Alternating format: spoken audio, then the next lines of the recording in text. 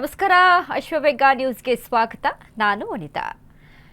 ಇದೀಗ ನೇಪಾಳದಲ್ಲಿ ಕಂಡು ಕೇಳರಿಯದಂತ ಭೀಕರ ಪ್ರವಾಹ ಎದುರಾಗಿದೆ. ರಣಭಯಂಕರ ಪ್ರವಾಹಕ್ಕೆ ನೂರಾರು ಜನರು ಕೂಡ ಅಲ್ಲಿ ಕಣ್ಮರೆಯಾಗಿರೋದು ಕೂಡ ಉಂಟು.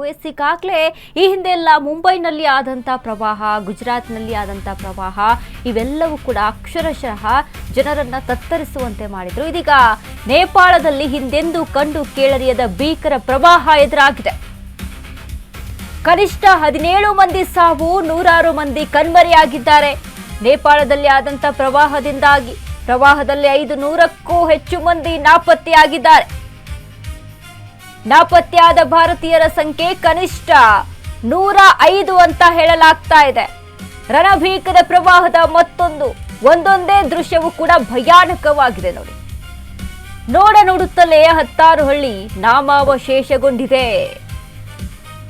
ಇಲ್ಲಿ ನೇಪಾಳದ ಉತ್ತರದ ರಸುವಾ ಜಿಲ್ಲೆಯಲ್ಲಿ ಪ್ರವಾಹ ಆಗಿರೋದುಂಟು. ನೋಡಿ, ಪ್ರವಾಹ ಪ್ರಕೋಪಗಳು ಅಂತ ಬಂದಾಗ ನಿಜಕ್ಕೂ ಕೂಡ ಜನ ತತ್ತರಿಸಿ ಹೋಗ್ತಾರೆ. ಯಾರಿಗೇನಾಗುತ್ತೆ, ಎಲ್ಲಿ ಯಾವ ಅಪಾಯ ಆಗುತ್ತೆ. ಈಗಾಗಲೇ ಕನಿಷ್ಠ 17 ಮಂದಿ ಸಾವಾಗಿದೆ ಇದರಲ್ಲಿ ಅಂತ ಹೇಳಲಾಗ್ತಾ ಇದೆ. ನೂರಾರು ಮಂದಿ ಕಣ್ಮರೆಯಾಗಿದ್ದಾರೆ ಅಂತಾನೂ ಕೂಡ ಇಲ್ಲಿ ಹೇಳಲಾಗ್ತಾ ಇದೆ. ಅದರಲ್ಲಿ ದುರಾದೃಷ್ಟವಶಾತ್ ಅಂತ ಅಂದ್ರೆ 105 ಮಂದಿ ಭಾರತೀಯರು ಕೂಡ ಕಣ್ಮರೆಯಾಗಿದ್ದಾರೆ. ಪ್ರವಾಹದ ಪ್ರತಾಪಕ್ಕೆ ಒಟ್ಟು 384 ಮಂದಿ ನಾಪತ್ತೆ ಆಗಿದ್ದಾರೆ.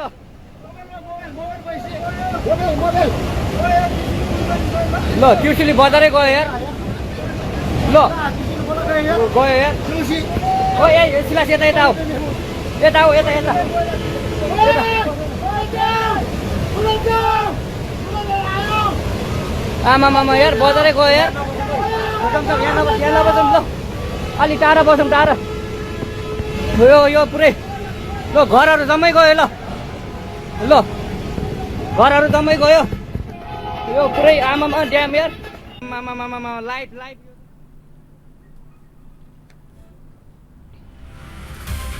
ಭೀಕರ ಪ್ರವಾಹಕ್ಕೆ ಕೊಚ್ಚಿ ಹೋದ ಹಲವು ಹಳ್ಳಿಗಳು. ಇನ್ನು ಸಮುದ್ರದ ಅಲೆಗಳಂತೆ ರಭಸವಾಗಿ ನುಗ್ಗಿದಂಥ ನದಿ ನೀರು. ಭೀಕರ ಪ್ರವಾಹಕ್ಕೆ ನಲುಗಿದ ನೇಪಾಳಿಗರು ಶೇಕ್ ಆಗಿದ್ದಾರೆ.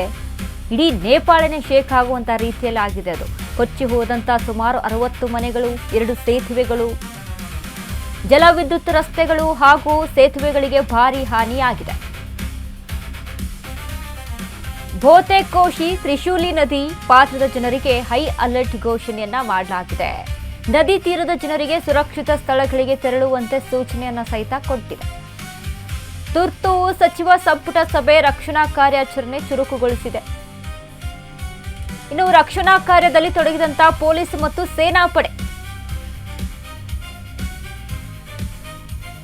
ದಿಢೀರಂತ ಒಂದು ರೀತಿಯಲ್ಲಿ ಸಮುದ್ರದ ಅಲೆಗಳ ರೀತಿಯಲ್ಲಿ ಒಂದೇ ಸಮನೆ ಪ್ರವಾಹ ಬಂದಿರುವಂಥದ್ದು. ಅದಕ್ಕೆ ಮನೆಗಳು 60ಕ್ಕೂ ಹೆಚ್ಚು ಮನೆಗಳು ಅದರಲ್ಲಿ ಸಂಪೂರ್ಣವಾಗಿ ತೇಲ್ಕೊಂಡು ಹೋಗಿದೆ. ಏನು ಬ್ರಿಡ್ಜ್ಗಳು ಕೂಡ ನೀರಿನಲ್ಲಿ ಮುಳುಗಡೆ ಆಗಿದೆ.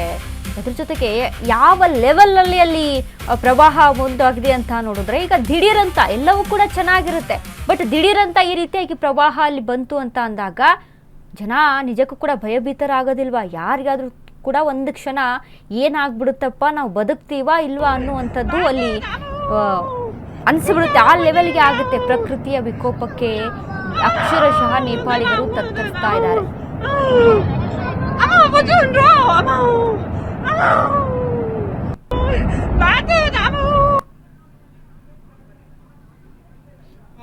लाइभ यो चाहिँ है गाइस, यस्तो लाइभ छ.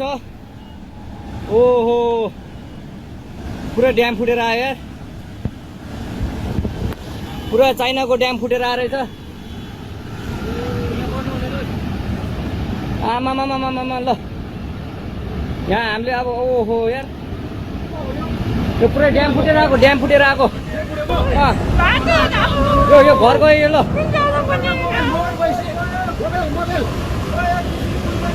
ल त्रिशुली बजारै गयो यार. ल गयो यार. ನೋಡಿ, ಇಡೀ ಅಲ್ಲಿರುವಂಥ ಇಡೀ ಒಂದು ನೇಪಾಳಿ ಜನನೇ ತತ್ತರಿಸ್ತಾ ಇದ್ದಾರೆ. ಅಲ್ಲಿ ಯಾವಾಗ ಏನಾಗುತ್ತೆ, ಯಾವ ರೀತಿ ಆ ಲೆವೆಲ್ಗೆ ದಿಢೀರಂತ ಒಂದೇ ಸಮನೆ ನೀರು ಹರ್ಕೊಂಡು ಬಂದರೆ, ಪ್ರವಾಹ ಆ ರೀತಿಯಾಗಿ ಆದರೆ ಯಾರಿಗೆ ಭಯ ಆಗೋದಿಲ್ಲರಿ? ಅಲ್ಲಿ ಜನ ವಾಸ ಮಾಡೋದು ಹೇಗೆ? ಒಂದು ರೀತಿಯಾಗಿ ಪ್ರಾಣವನ್ನು ಕೈಯಲ್ಲಿ ಹಿಡ್ಕೊಂಡು ವಾಸ ಮಾಡ್ತಾ ಇದ್ದಾರೆ. ಆ ರೀತಿಯಾಗಿ ಆಗಿದೆ ಈಗ ನೇಪಾಳದಲ್ಲಿ. ಅಕ್ಷರಶಃ ಎಲ್ಲರೂ ಕೂಡ ಕಂಗಾಲಾಗಿದ್ದಾರೆ. ಜನ ಬದುಕ್ತೀವಾ ಇಲ್ವಾ ಅನ್ನುವಂಥ ಸಿಚುವೇಶನ್. ಒಂದು ಕಡೆ ರಕ್ಷಣಾ ಪಡೆ ಕೂಡ ಅಲ್ಲಿ ರಕ್ಷಣೆಗೆ ಮುಂದಾಗಿದೆ. ಸೇನಾಪಡೆ ಮತ್ತು ಪೊಲೀಸರು ಕೂಡ ರಕ್ಷಣೆಗೆ ಮುಂದಾಗಿದ್ದಾರೆ. ಬಟ್ ಭಾರತೀಯರು ಕೂಡ 105 ಜನ ಅಲ್ಲಿ ಕಣ್ಮರೆ ಆಗಿದ್ದಾರೆ ಅನ್ನೋದು ಗೊತ್ತಾಗ್ತಾ ಇದೆ. ಒಟ್ಟಾರೆಗೆ 384 ಮಂದಿ ಸಿಗ್ತಾ ಇಲ್ಲ, ಕಣ್ಮರೆ ಆಗಿದ್ದಾರೆ. हामीले अब ओहो यार यो पुरै ड्याम फुटेर आएको यो घर गयो ल